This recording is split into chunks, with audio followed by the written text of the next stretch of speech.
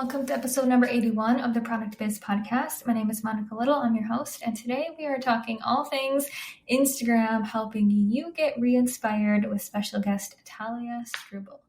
So when you learn about that Instagram algorithm, that can help you get more views, and this is something you're going to hear Attaliah say, but views don't always translate to sales, and I love when she said that.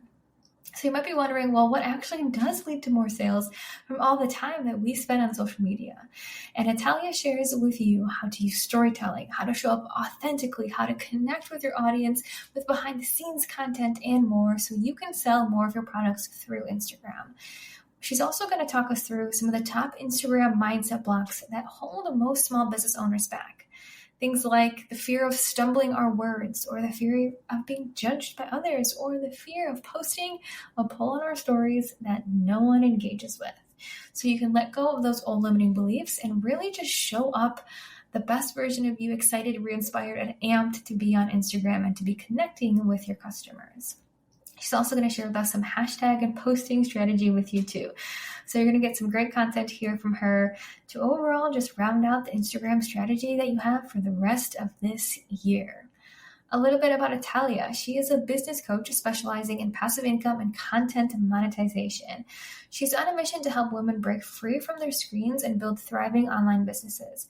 She's all about empowering women to not only reach their goals, but also live their dream lives. Through her coaching sessions, online resources, and inspiring speaking engagements, she's dedicated to guide women toward fulfilling careers and lifestyles that they truly deserve.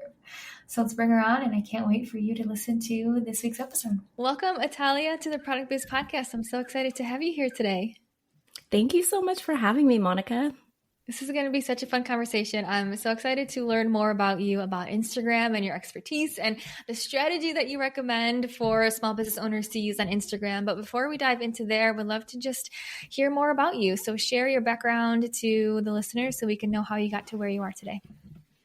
So I actually am a NICU nurse by trade, and I kind of got into social media by Googling. Maybe a lot of you probably Google different things. I Googled how to make money online. Blogging popped up. I was like, okay, I can do this. My husband and I, we travel. Maybe this is something I can do.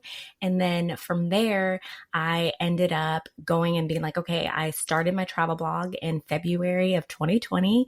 And we all know the world shut down in March. So there's no way a travel blog can sustain. And instead I switched to how can I grow my platform? At that point, I had about 900 followers, and I was like, let me just grow, because the goal was to work with tourism boards and, have that type of lifestyle.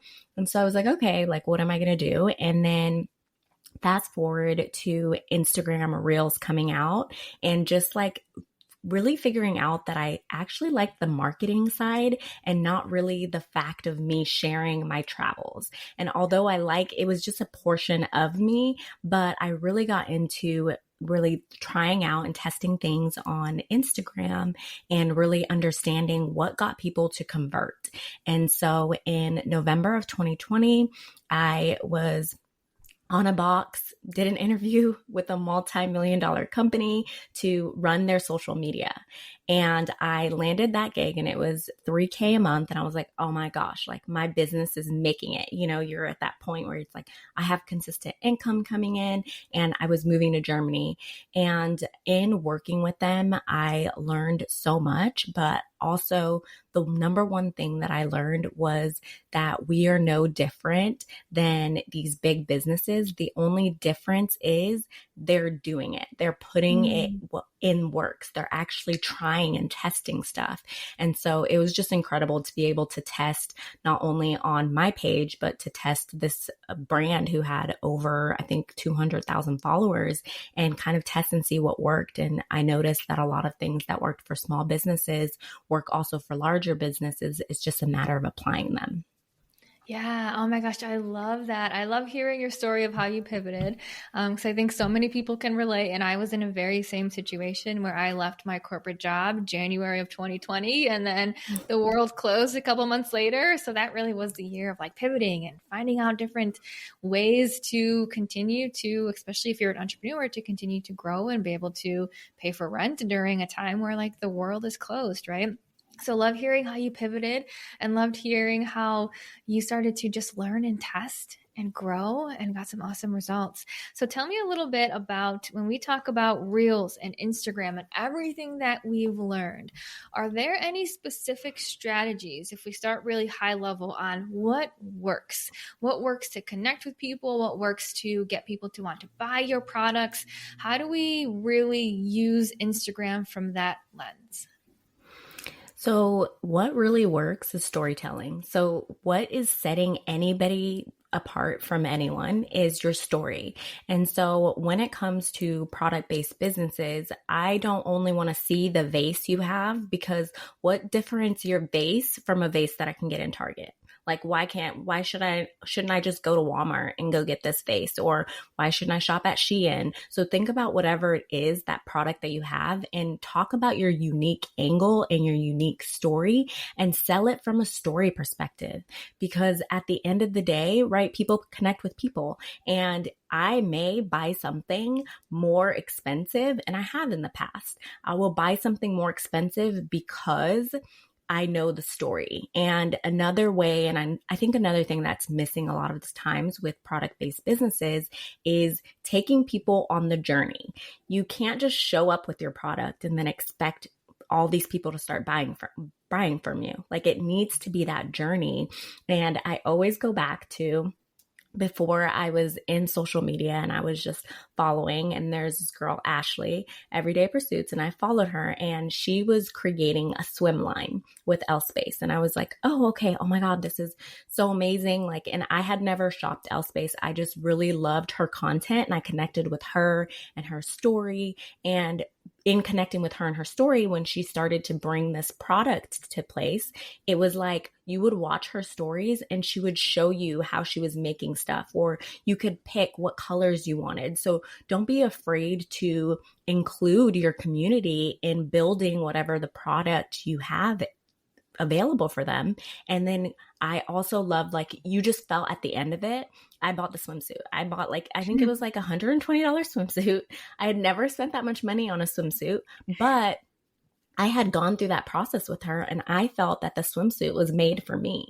So that is really the key for business owners when you have those products, and how you can really differentiate yourself, because people are watching. Even if they don't vote or they don't answer the polls, they're watching and they're seeing how you're making this item, and they're like, oh my God, this sounds so interesting. And I think a lot of the times too, one thing that really works is the behind the scenes, like showcasing how you creating the product, you doing that. And a lot of the times people don't like to do that because they feel that, like, oh, if I show somebody how to make it, they're going to make it themselves.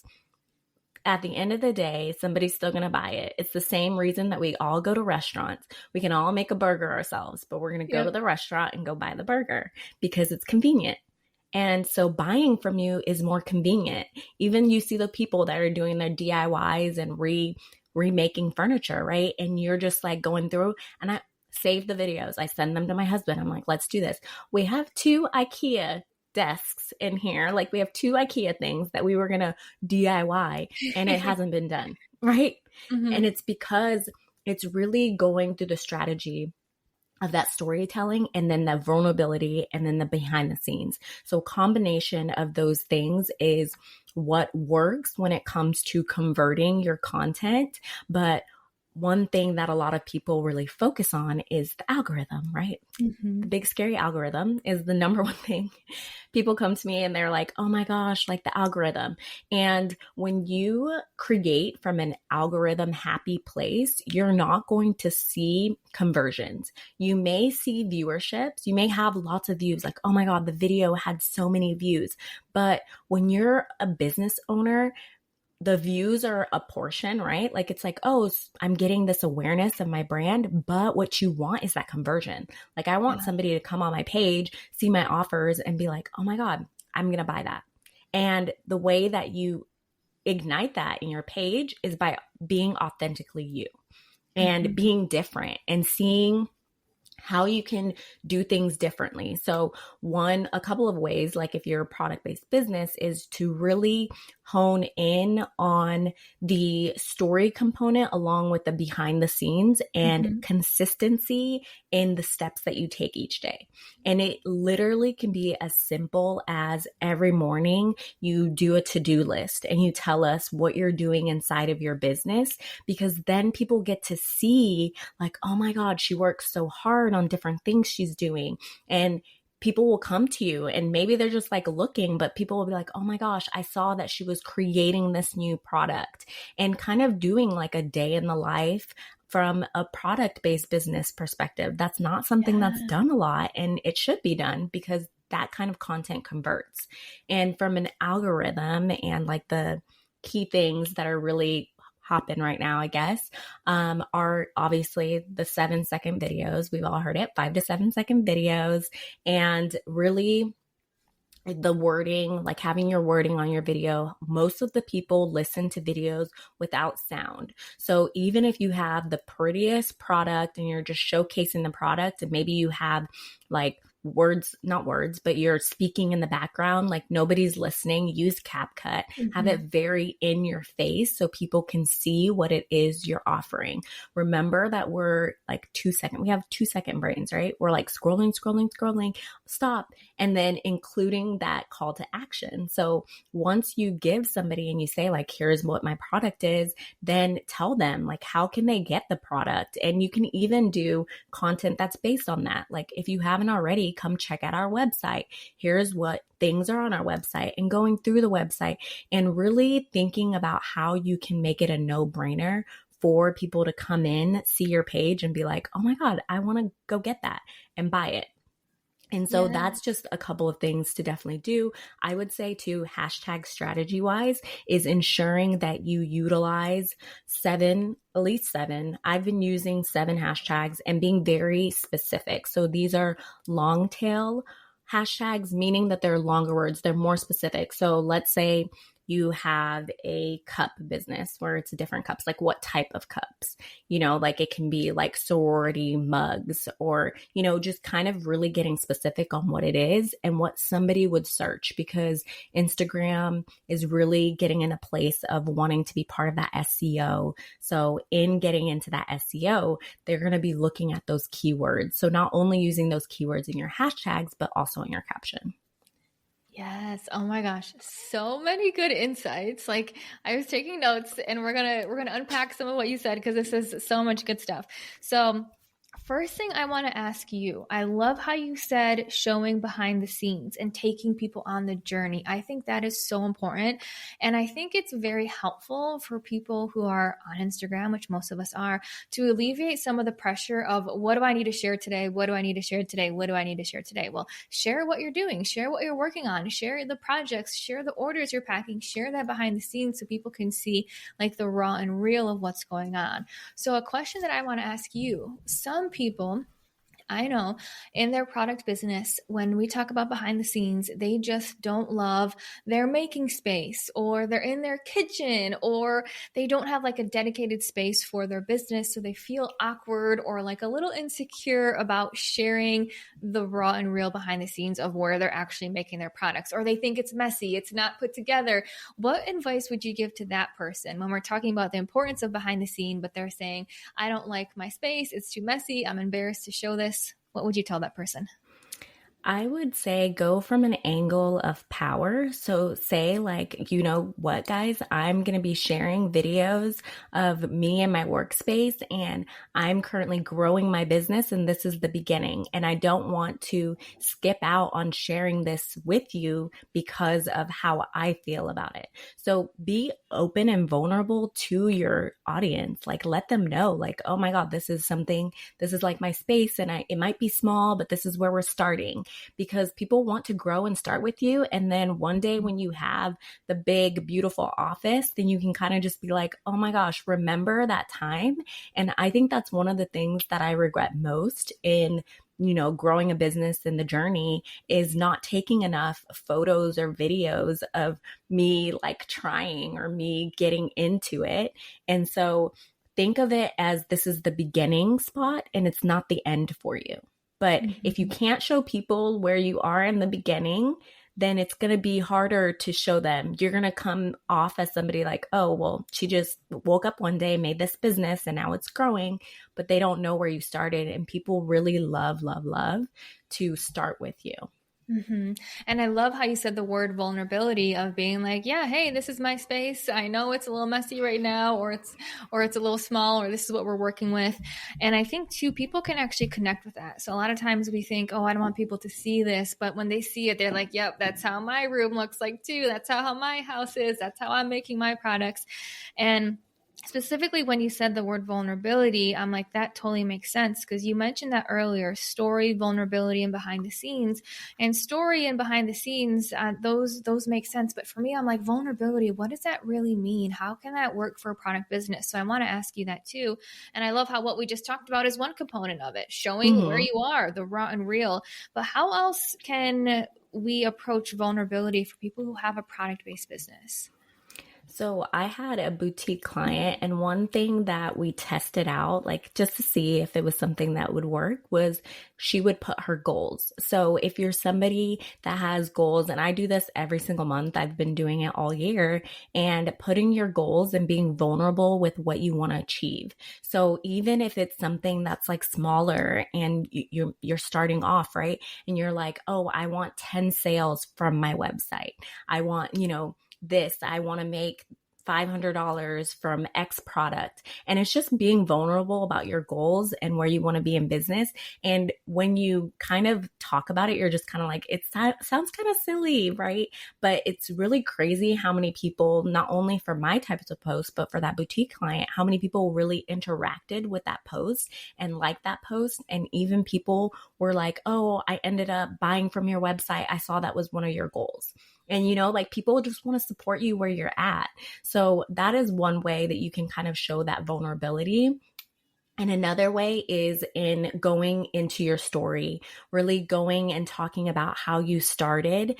And I think when you have like a product-based business, you're just kind of like, no, people are buying the product, but they're buying from that person, right? You think of these things that you buy. So one thing that I love is one of my friends owns a baby shop. And anytime someone is celebrating their baby shower, I'm like, oh my gosh, I gotta go shop at her shop because I know her. I could get the blankets from somewhere else that was more convenient, but it's because I know her and I know her story, and she shares her story about infertility. And I'm like, oh my God, like I connect with you in that way. And because of that, now I am your like number one customer. And I also have friends then that I'm like, buy them this gift. And then now they're buying from the shop too. So really having a strong why to your business and vocalizing that why in a vulnerable way, like really getting deep, and it not being just, oh, I just one day just decided to start this business, but like, where were you at when you started it, and what pushed you to go through it, and what's pushing you to continue to do it? Such a good answer. I love that. And when we talk about sharing our story, I think that's so important. And I think one thing people struggle with is they share their story once and then they're like, okay, I had a post about this last year. I talked about it, and then they never talk about it again. And this is something I hear from people a lot, especially with a product business, because we may have 10 products that we're talking about over and over and over, or we have our one origin story of how we started. So how do you really coach people who are like, I feel like I'm repeating myself, I feel like I'm saying the same things? What would you say to that person? I always like to write down. So write down your entire story in a Google Doc, or if you're a writer, you can journal your entire story, and just like with all of the ups and the downs and the extras, right? And then each time tell a different portion of your story. And so what I mean by that is, one of my brand stories is, I met my husband in Thailand, and now like my life just totally flipped upside down, right? And so each time I tell the story, I tell a different portion. So I'll tell it from the beginning, like I missed a flight, which led me to my husband. And sometimes I'll even go even further back, like I failed the NCLEX, and because of that, I ended up getting a job and meeting a friend and ended up going to Thailand, right? And so telling different portions of your story, because each story has a beginning, middle, and end. And when you write that all out, if you're somebody who's like, oh my God, I keep repeating myself, then I encourage you to sit down, and it will take time, but write your story like unfiltered, how you feel about it. And then now just go through and highlight stuff and be like, okay, like I can talk about this portion. Or maybe you see things and you're like, wait, I've never talked about that time where I started to sell and it didn't really work out for me. Or that time I thought I was going to sell, cups, and now I'm selling microphones. Like, thinking about different pieces of your story and really just sitting down and doing that inner work with yourself. Mm-hmm. Beautiful. I love it. Yeah. It's like an accordion, right? You can take your story and extrapolate it. You can make it bigger. You can condense it down. I love that, to share it from different angles. I think that's super, super helpful. Okay. The next thing that you talked about, you mentioned consistency, and I love this. So you specifically said, hey, if you're showing up on your stories every single day, sharing your to-do list, people start to expect that. I want to talk a little bit about consistency too, in terms of what do you recommend for how often to show up on social media, for posts, for stories? What do you recommend? So I am a firm believer in not forcing content. And I mean, it might be backwards for somebody who helps people monetize off content, but I create when I'm inspired. And so the way that I do that is I utilize my notes app when different ideas come up, or if you have a product that's doing well, or you have a post that's doing well, then that's when I like write out my thoughts and I'm like, okay, here's what we're going to be talking about. And then the way that I format it is honestly based on where I'm at. So with a product business, basically all the time you're selling, right? And so you want to think to yourself, like, what things do you have to do behind the scenes and in order to get the sales, right? Because I think a lot of the times you think, oh, I have to post on Instagram. I got to post on Instagram. But if there's like orders that you need to finish and then you don't have time to post on Instagram, that comes priority because that's customer service.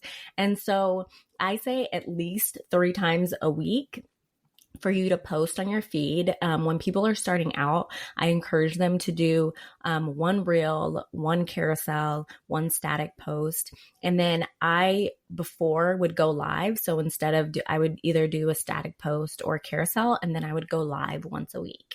And this can be really powerful for a product-based business, just to go live and just talk about what it is, or like, package orders with me, like let's chat. And then while you're chatting with them, like talk about different ways, like different things you have coming up, like any questions they may have, or you can even go through and say like, here's this product, I'm packaging it. And I've even seen this on TikTok a lot too, where people go live and they're like, so-and-so's order, I'm making it. And then they'll like go live and show that they're making the order. And I think that's really just putting them a part of the process. That was a tangent, but anyway, so Good. three times. And then on stories, I would show up Monday through Friday, every day on stories. Now, when you show up on stories, you don't need 80 billion stories a day. Okay. It's fine to have like 4 or 5, up to 8. It's okay. You don't need to literally like be like, oh, I'm on stories today, and now all of your things has all of those little tiny ticks where you've spent the whole day on stories, like, because you won't get anything done. And then as far as going, so then I like to also so I do stories. And then if you're posting on other platforms, so like most likely if you're like product-based business, you're doing like Pinterest and doing all this other stuff. And so in doing that, what I like to do is take the core content concepts and just repurpose them onto my other platforms. And then I also repurpose the content that I have into my email too. Yeah, beautiful. I love it. And I love how you said that you don't force content and you wait until you're really inspired. So how do you personally get inspired? What if you're feeling a little bit of an Instagram rut of like, okay, it's been a week and I haven't been inspired. What do you do to get in that inspired creative mode to create content? Honestly, I feel like not doing anything that has to do with content. I like Yeah. watch TV, Yeah. like, go on a walk, spend time, think about the things that fuel you and bring you energy. And if it brings you energy, it's going to bring you inspiration. Like Mhm. I can watch The Office and like be like, "Oh my God, this would be great for content." And it's like just comes up. And it's okay if you don't have like a content brain and things just like come up for you. Like it can be something where you think about different things that are going on in your life and then relate them into your product. So what kinds of things are you enjoying right now in life? And if it's something like, oh my gosh, like I'm enjoying cooking right now, but your product doesn't have to do with cooking, then it's like, how can you tie those together? Like it's a time to like have fun with it and be like, Mhm. okay, come talk to me about my business while I cook. And it's like everyone cooks and then people are going to be on there. What are you cooking? And then just getting really interactive. And I think one thing that people don't do when you're in a rut, and I do this quite a bit, I will go to my insights and see posts in the past that have performed well. And I will literally take the exact post and repost it and like copy everything and just repost it and then just let it be. And just to see, because I mean, people are coming in and out of your world all the time. So it's a moment to kind of test and see like what's working, how your community has changed, and you can reuse videos. I think a lot of the times people feel like people already saw this, but if you go to your insights, you can see on there the percentage of people that are following you that are actually seeing your content. And it's going to actually surprise you how many people are not seeing your content. Yeah. Oh, I love it. I think to summarize what you said, it's like permission to take a break, right? If you're not Yes. inspired, take a break. Permission to repurpose content. I think so many people don't take advantage of that. If you're not inspired, give yourself that week to do what you love to do and just repurpose some stuff. And then also, I love how you said like, it's basically permission to be messy. Like test around. If you're inspired by cooking, share how you're cooking and tie it in and see what comes from it. So I think that is just really valuable information that people will really love to hear. So that takes me to my next question. When we're talking about really like showing up, especially on the story side, how you said, it's good to show up Monday through Friday. And I love how you said it doesn't need to be 80 stories. It can be a couple, it can be 4 or 5. Um, I personally think stories is a really good place to show more of your face and more of your voice so people get to know you. So I want to know if you agree with that. And then I also want to know, what would you say to someone who's struggling with that, who's like, but I don't like how I look on camera. I don't know what to say. What if I fumble my words? What if I don't like my voice? What advice would you give to that person for showing up on their stories? So I definitely agree with you. Stories is definitely a place to show the behind the scenes, I like to call them stickers. You're going to show the different stickers of your life. Like that's where you can show your dog or like your house, whatever it is that you want to share on stories. It's that place that you can just really connect on a deeper level. And I would say if you're somebody that's like, oh my gosh, I don't like my voice, y'all, I do not like my voice. And I actually have a podcast.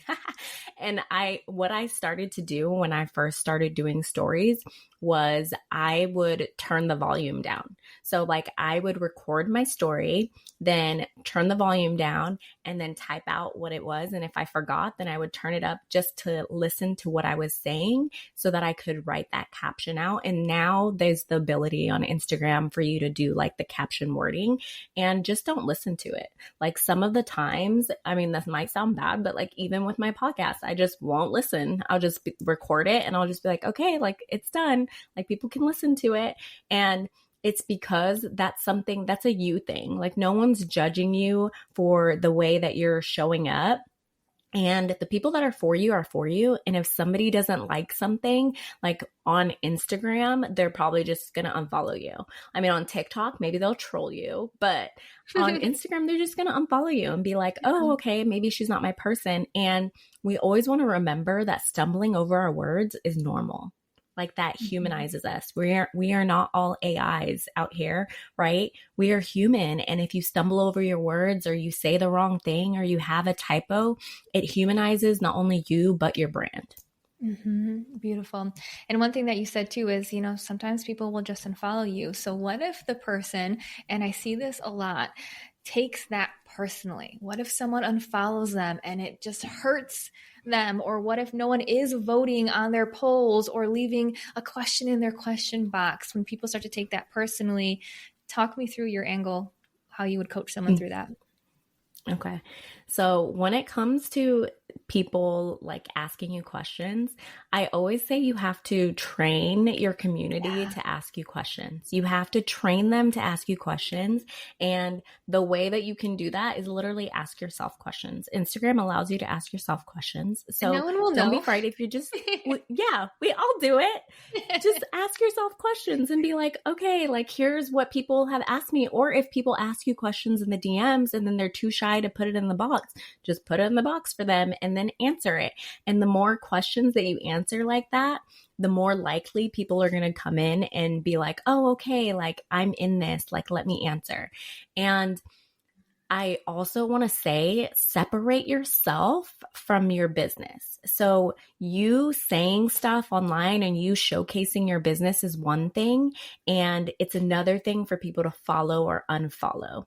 And I also think too, in the unfollowing, following game, is that I have had people that have unfollowed me and then a couple years later come back and they hire me. And so just because somebody unfollows you or unsubscribes or whatever to whatever you're doing doesn't mean that they're gone forever, but also it means that you're speaking very specifically to who you're wanting to attract. So anytime I have a high amount of people that are unfollowing me, I kind of get a little excited about it because it just means that I'm really honing in and specifically talking to a type of person, and that person is being attracted to me and staying with me.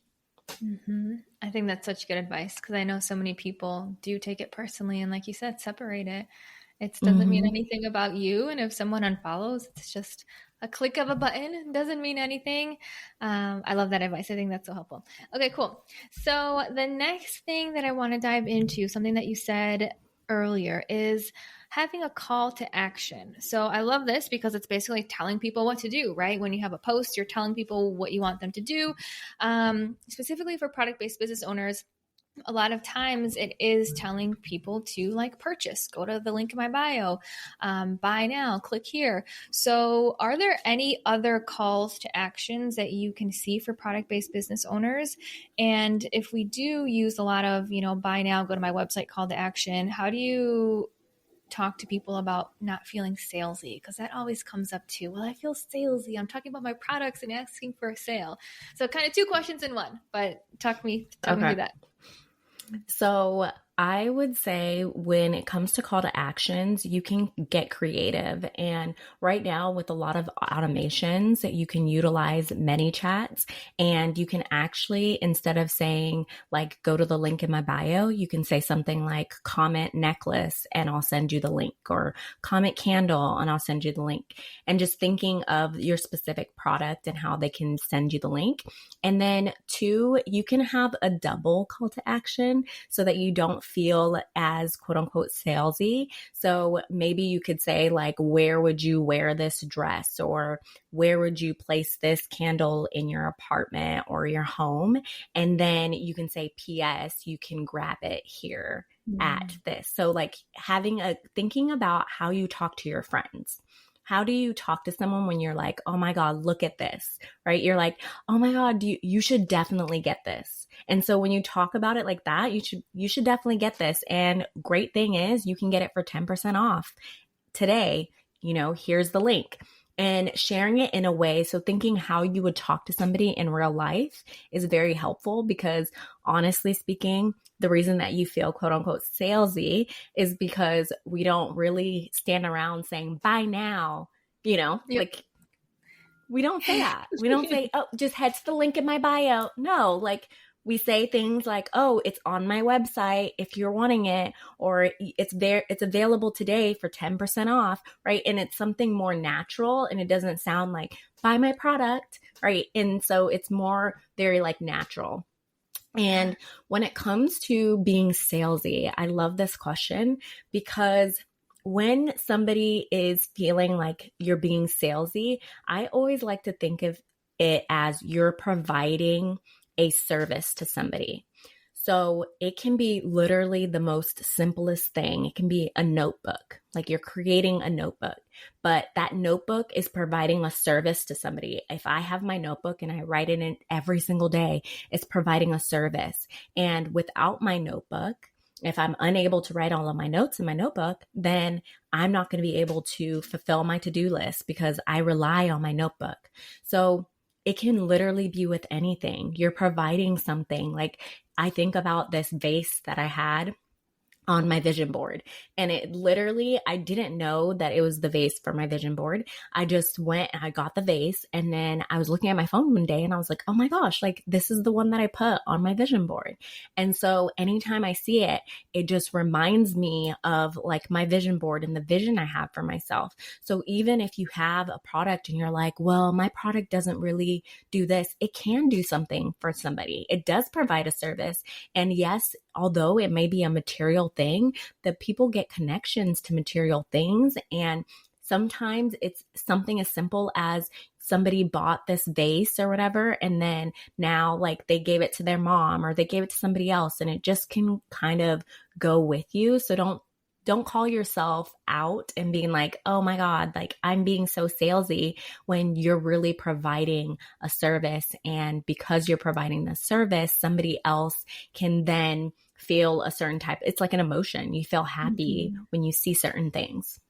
Yeah, I agree with that completely. And that's something I tell people too, is no matter what you sell, like you're solving someone's problem, which is exactly what you're saying. You're offering a service. So people even sometimes think like, well, jewelry is not really solving a problem. It's like someone feels more confident and more put together. Maybe they're rushing out the door and they can quickly put a necklace or earrings on and they feel better about themselves. That's solving a problem. Or even, candles. If people love candles because it helps them wind down after a crazy day and they're able to relax, you're solving a problem by creating that relaxing space. I love what you said, that you literally had a product that was on your vision board. I think that's such a good mantra for product-based business owners to say, my products are on someone's vision board. Someone is like waiting and dreaming about my product. So I absolutely loved how you said that. I think that is just something so awesome.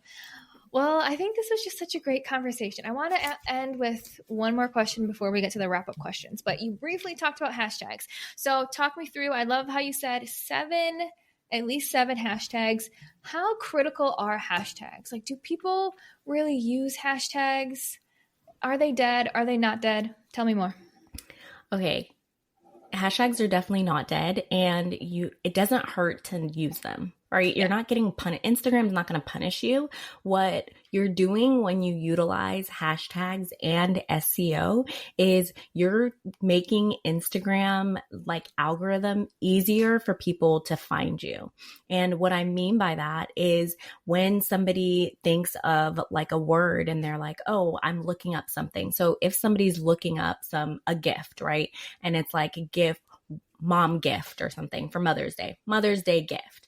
And now you've utilized Mother's Day gift as your hashtag. You're, up in the searches, right? You get a point up. And then if you utilize Mother's Day gift in your SEO, you're up a point.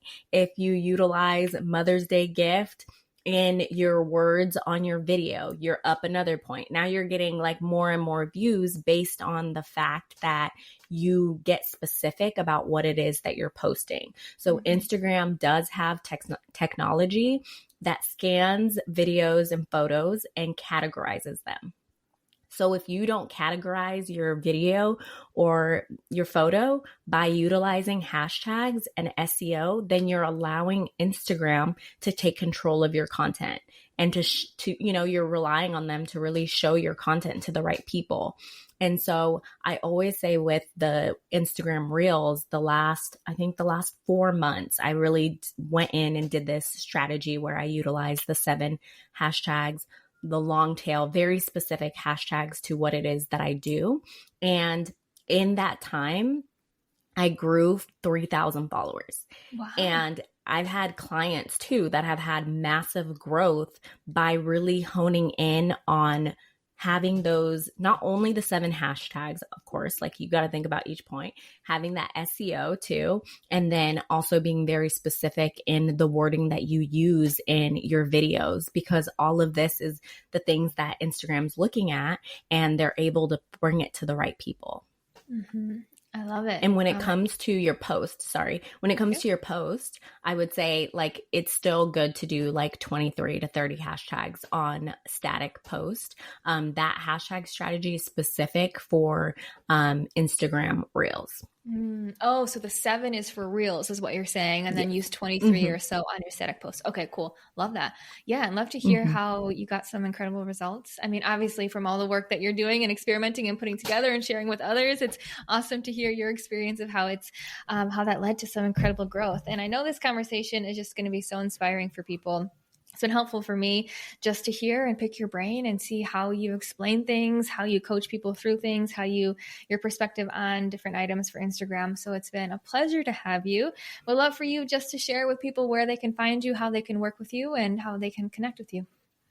Of course, you can find me at Attaliah Strubel on all of my socials. If you want to get personal on TikTok, my husband and I have a couples TikTok, I guess, family TikTok, the Strubel family. So we're on there. It's like just a fun place. I'm like, it's my fun place to just do whatever.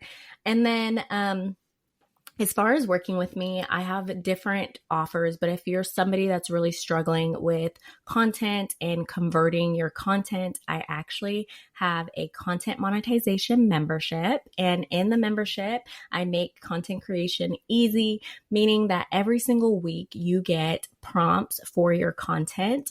And it's really just helping make that process easier. You get 2 trainings a month on different things that are happening on Instagram, and you don't have to worry about keeping up with the algorithm because you're in there and I give you the information that you need in order to really convert that content that you're creating online. Love it. I'll make sure to link that in the show notes and highly recommend for people to jump on that membership. Sounds like such a great service. Well, thank you again for hanging out with me here today. So much fun having you. So thank you for being a guest on the podcast. And thank you to everyone listening for being a loyal listener to the Product Biz Podcast.